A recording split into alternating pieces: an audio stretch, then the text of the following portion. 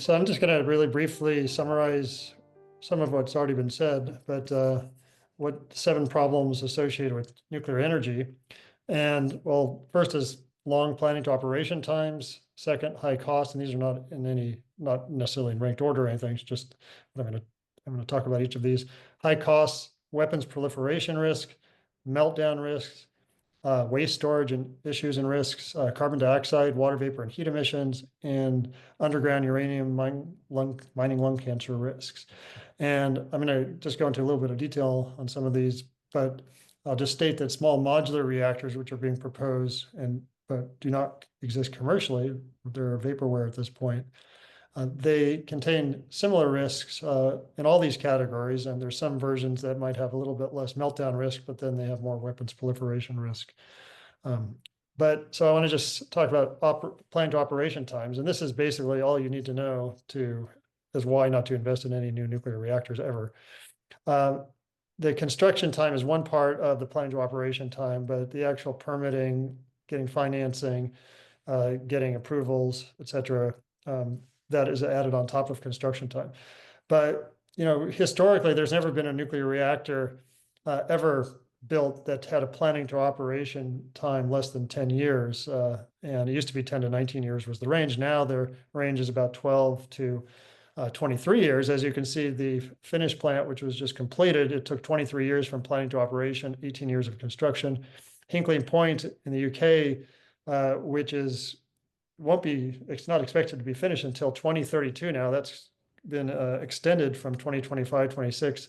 So that's going to be 21 to 23 years. The Vogtle 3 and 4 reactors, the only reactors built from scratch in the last 30 years in the United States, took 17 and 18 years respectively from planning to operation. In France, a reactor just opened this couple months ago, or within the last month even, took 20 years from planning to operation. Even in China, they're 12, 13, 14 years to 17 years, and even in the UAE, 12 to 15. So it just takes a long time. And while you're waiting around for this nuclear reactor to be built, it's emitting a lot of carbon. Like the Vogtle plants put enough cement in to build a sidewalk from Miami to Seattle, and all that CO2 emissions is going to be there sitting around for decades as it's trying to recoup emissions. And while they were building and planning this plant, whereas they could have put solar and wind up in 1 to 3 years, or even could have been even 4 or 5 years, it still would have been better.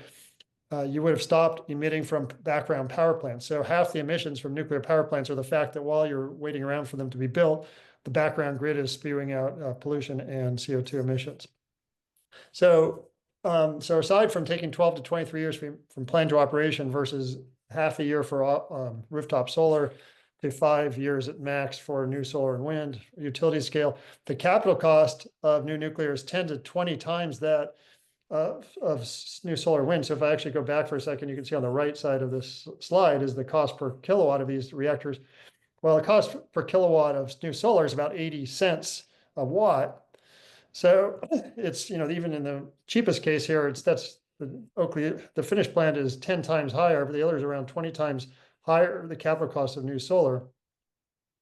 But on top of that, nuclear reactors, they're not zero emissions by far. They produce 9 to 37 times the carbon dioxide equivalent emissions and air pollution per unit energy compared with wind, for example. And half of that's due to the background emissions from background plants while you're waiting around to build the nuclear plants versus wind or solar. And the other half is just from mining, refining uranium. And then also there's heat emissions from the actual reactor, and there are water vapor emissions from the reactor that contribute to global warming. So when you add it all up and building the plant as well, it's 9 to 37 times. It's better than gas, which is maybe 60 times, but it's still not as good as clean renewable energy. And I'm just going to state that from the Intergovernmental Panel of Climate Change itself, it states right there, robust evidence, high agreement that increased use of nuclear leads to more weapons proliferation, meltdown risk, waste risk for several 100,000 years, and underground uranium lung cancer risk. Now, I'm going to use this opportunity in a couple of minutes to actually talk about why we want to use clean renewable energy and why we also don't want to use carbon capture or direct air capture if you're planning to do that in New York. So if we just did a study of 149 countries looking at, can we transition these countries to 100% renewable energy? The power demand among these countries, the end use power demand averaged over the years is 12.6 terawatts in 2020. That will go up to about 19 terawatts in 2050. But if we electrify everything and provide electricity with just clean renewable wind, water, and solar, so that includes geothermal as well, wind, solar, geothermal, hydroelectric primarily, and then but electric vehicles, electric heat pumps, everything's electric. We go down 54% in our demand for energy because of the efficiency of battery electric and hydrogen fuel cell versus internal combustion engine vehicles, the efficiency of electrified industry, the efficiency of electric heat pumps versus combustion heating, and eliminating fuel mining and end-use energy efficiency improvements. So we go down 54%. So let's compare this.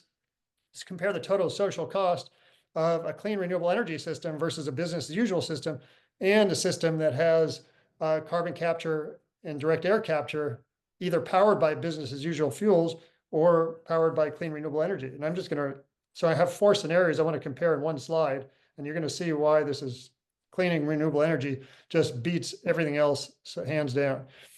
This is we're interested in total social cost. So that's energy cost plus health cost plus climate cost. So I have 4 panels here. Top left is the energy demand in 4 cases. Top right is air pollution death rates worldwide in 4 cases. Bottom left is carbon dioxide equivalent emissions in 4 cases. Bottom right is total social cost, which includes energy cost plus health cost plus climate cost. The first case, the column on the left in each case is business as usual. On the very right is wind, water, solar. So if we look at wind, water, solar, it entirely the energy demand goes down 54% compared to business as usual with wind, water, solar. Air pollution deaths go down to 0 from energy, from over around 5 million deaths to 0. And CO2 equivalent emissions go to 0. So the total social cost with wind, water, solar is very small. But with fossil fuels, with business as usual or business as usual fuels powering carbon capture and direct air capture, or even wind, water, solar powering direct air capture and carbon capture, you have much higher social costs, much higher air pollution, much higher CO2 emissions, much higher energy requirements. So the conclusions are, climate policies proposing carbon capture and direct air capture will increase air pollution, carbon emissions, energy needs, private and energy costs, and social costs by 9 to 12 times those of policies requiring 100% wind, water, solar. And nuclear is not even in the equation because you can't even build nuclear in the next 15 years. So that doesn't, you can't even do anything with that. So this is really all that's relevant here. So please do not allow any policies that allow carbon capture, direct air capture, even blue hydrogen, electrofuels. Such policies should be abandoned entirely. And that's the conclusion. If you want information on this, the slides are available. Here are the links for the evaluation of nuclear. It's a detailed evaluation of carbon capture, direct air capture, in this book that contains why we should go to wind, water, solar, and not these other technologies. Thanks very much.